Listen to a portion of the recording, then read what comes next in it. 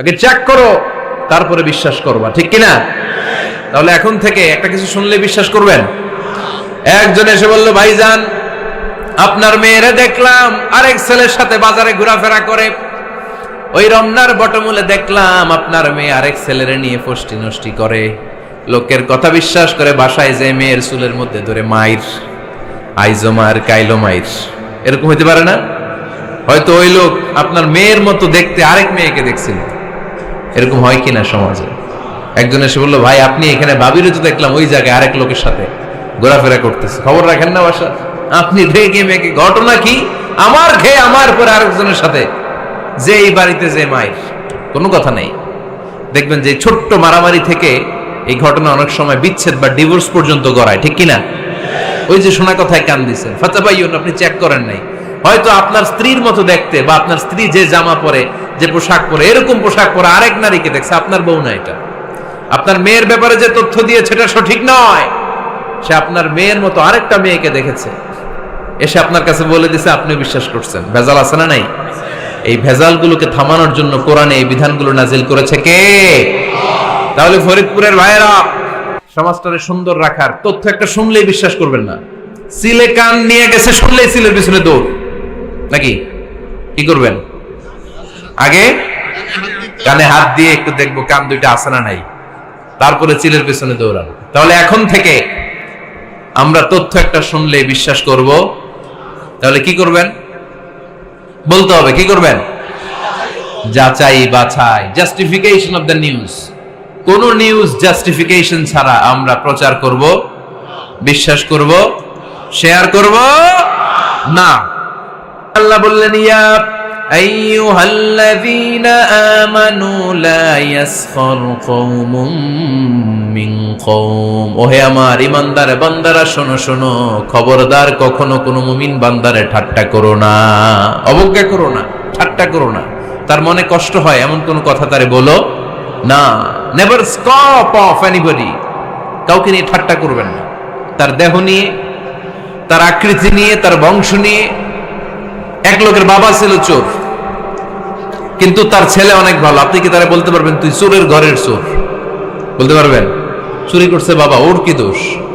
কথা বলেন। এগুলো কবিরা গুনাহ। আওয়াজ করে বলেন তো, কি গুনাহ? কবিরা গুনাহ। কারো আকৃতি নিয়ে, আমার ফরিদপুরের কলিজার টুকরা যুবক ভাইরা, কারো আকৃতি নিয়ে কখনো অবজ্ঞা করবে না, তুচ্ছ জ্ঞান করবে না। এটা কবিরা গুনাহ, এটা আল্লাহ খুব অপছন্দ করেন। এর কারণ আকৃতিটা আমাদের হাতে নাই। আমাদের কারো নাক লম্বা, কারো খাটো, আমরা কেউ কালো, কেউ সাদা, আমরা কেউ স্মার্ট, কেউ অন্যরকম। তো এই যে আমাদের এক এক ধরনের আকৃতি, এটা কি আমি বানাইছি? আপনি বানাইছেন? দিছে কে? এই জন্য কারো দেহের গঠন নিয়ে যদি আপনি অবজ্ঞা করেন, এটা প্রক্ষান্তরে আপনি স্রষ্টাকে নিয়ে অবজ্ঞা করলেন।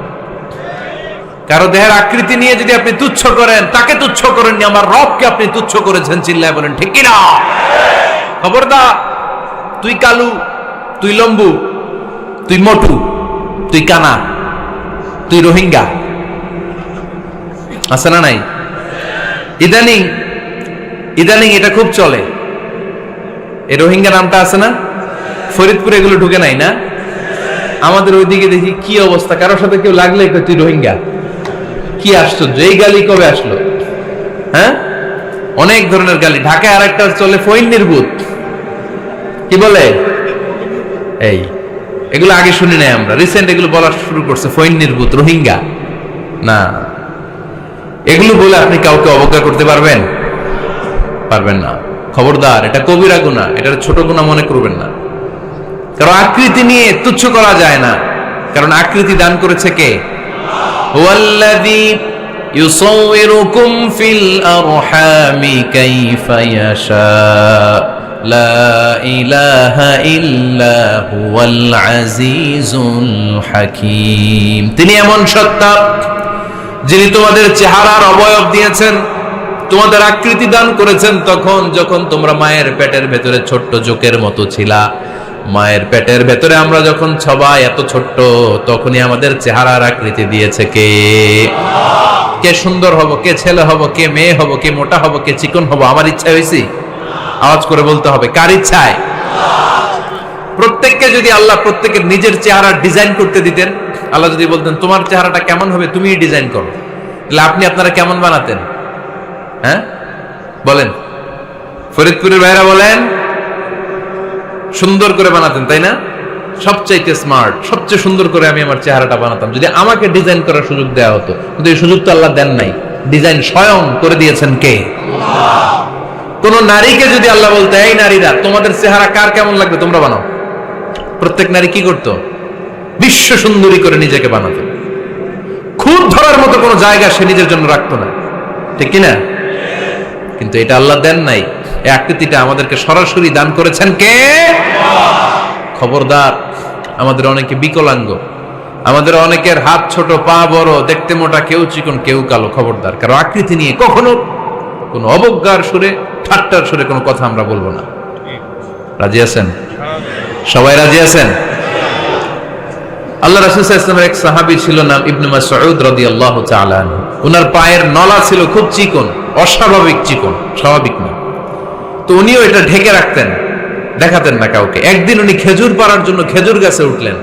খেজুর গাছে ওঠার পরে নিচ থেকে সাহাবারা পায়ের চিকন নলা দেখে ফেলছে। দেখে সবাই হাসি, সবাই হেসে কুটি কুটি। বিশ্বনবী বললেন, হেসো না, খবরদার, আমার ইবনে মাসুদের পায়ের চিকন নলা দেখে হেসো না। আমার ইবনে মাসুদের এই পায়ের চিকন নলা যদি মিজানের পাল্লায় উঠিয়ে দেয়া হয়, কিয়ামতের দিন উহুদ পাহাড়ের চেয়েও ভারী হয়ে যাবে।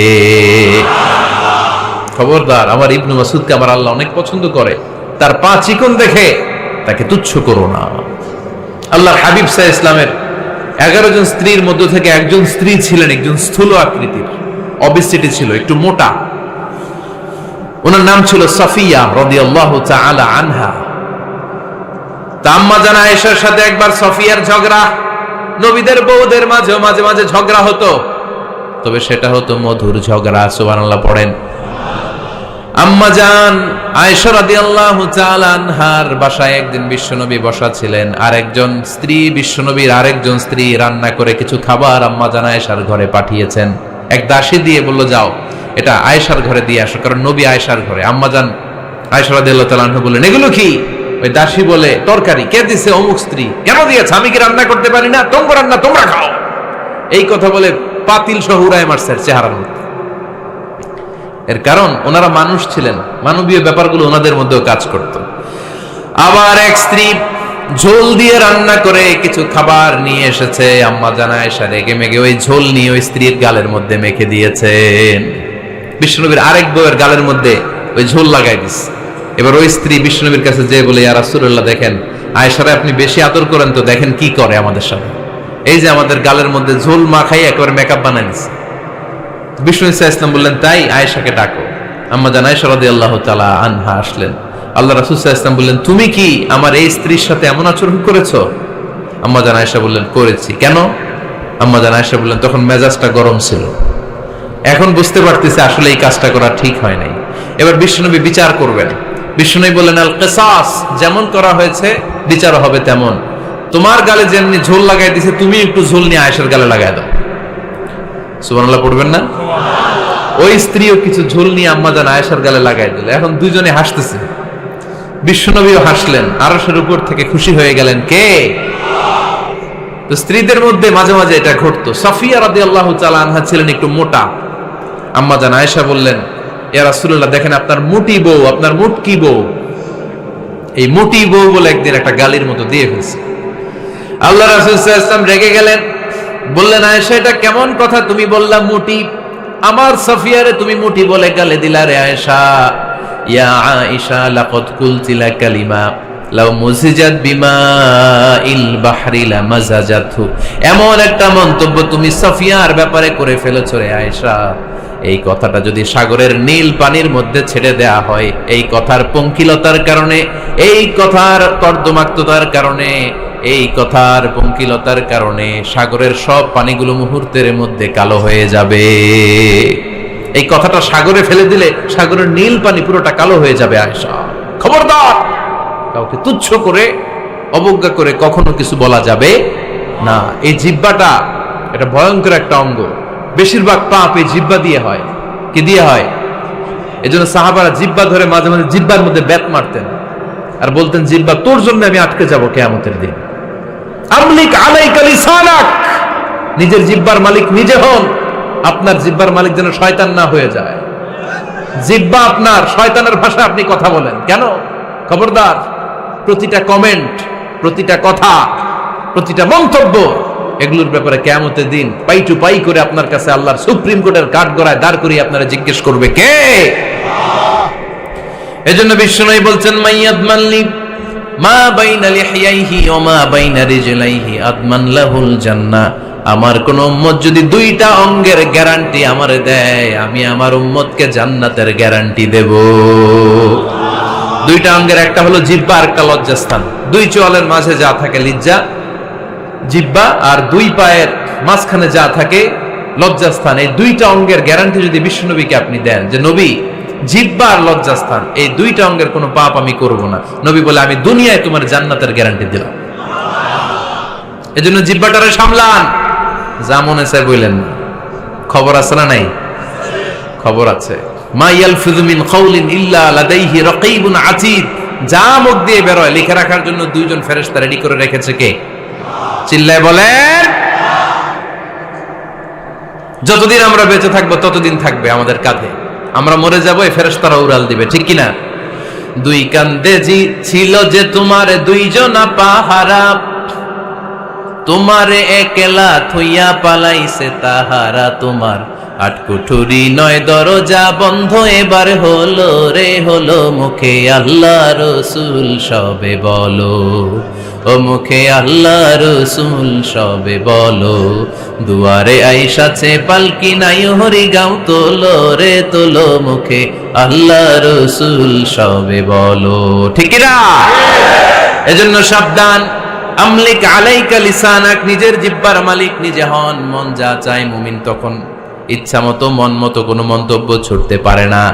বিশ্বাসী বলে যদি নিজেকে দাবি করেন, নিজের জিহ্বার মালিক নিজে থাকার দরকার আছে না নাই?